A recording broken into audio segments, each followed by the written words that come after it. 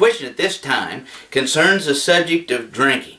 And one has asked, what about just drinking a little bit of alcohol? Is it okay just to have a little bit of alcohol so long as you don't get drunk? Well, what does the Bible say about that? You know, to listen to some folks, you might get the idea that, God just condemns drunkenness and basically saying, just don't get drunk. Drink all you want to, just don't get drunk. Well, that's really not what God says about the subject of drinking alcohol, as far as that's concerned. In the book of 1 Peter chapter 4, in 1 Peter chapter 4, the Apostle Peter is writing to Christians. And to these Christians, he tells them that there's a contrast between the way they used to live and the way they now live. He says, for the time past of our life may suffice us to have wrought the will of the Gentiles. What he's saying is, in 1 Peter 4, verse 3, basically is that it's past time that we got over this. We should have been enough time living that we're no longer wishing to live like Gentiles anymore. That is, in this case, talking about living as a sinful person or a wicked person. So the time past of our life may have sufficed us to have wrought the will of the Gentiles. When we walked in what? When we walked in lasciviousness, lust. He says excess of wine. Then he says revelings. And then he says banquetings and abominable idolatries. And he lists here these sins, 1 Peter 4 and verse 3, to let us know that that goes with wickedness or with evil. Now if you'll notice very carefully, he uses three terms there. Excess of wine, then he talks about revelings, and then he talks about banquetings in the King James. Some versions say drinking parties, and we'll get to that in a moment. But you see here the condemnation that's going on, and saying how that's like the Gentiles, or that's like the wicked people.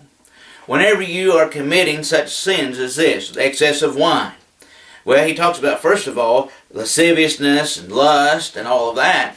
We say, oh no, those are wicked, we wouldn't do those. Well, excess of wine.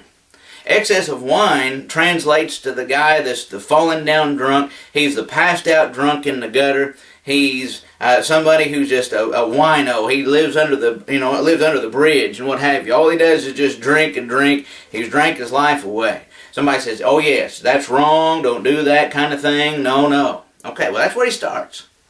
Then he uses the next term, and that's the term revelings.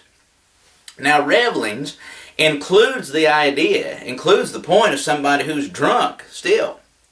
But somebody who's drunk and just doesn't have any inhibitions left. This is the guy that's the life of the party, quote unquote. Here's the guy that's up on the coffee table dancing with the lampshade on his head. This is the guy that's, oh my, he's all out there. And he's the one that wakes up next morning with this terrible headache, and all he hurts, can't remember. But it must have been a fun time because he can't remember anything that happened the night before. That's that guy. And somebody says, well, we all tend to slip, don't we? Well, yeah, folks slip when they start drinking. So he says, don't do that. He says, don't be one that's excess of wine, revelings. Then he uses the term banquetings.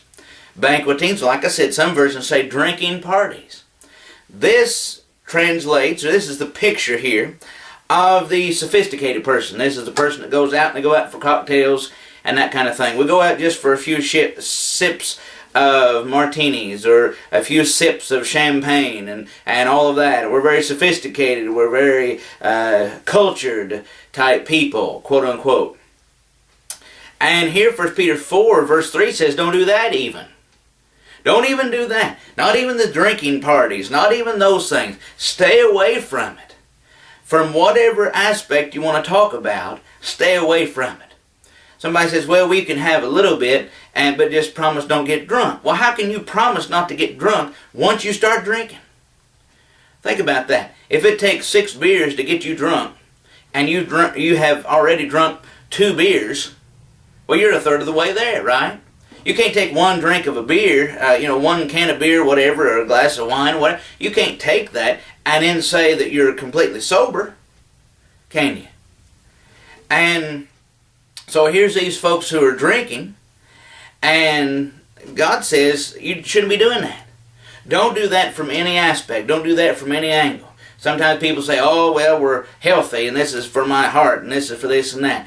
Well, really not. You know, you can do the same thing with grape juice and don't get drunk at all. You could do that in a lot of other ways and not be involved here with the, basically with the snake. And the Bible talks about that in the book of Proverbs. How it bites like a serpent and stings like an adder, and that's exactly what it does. Folks, stay away from it. Just a little bit being okay? No, not even a little bit. Don't even get that started. Stay away from alcohol and be a sober-minded person.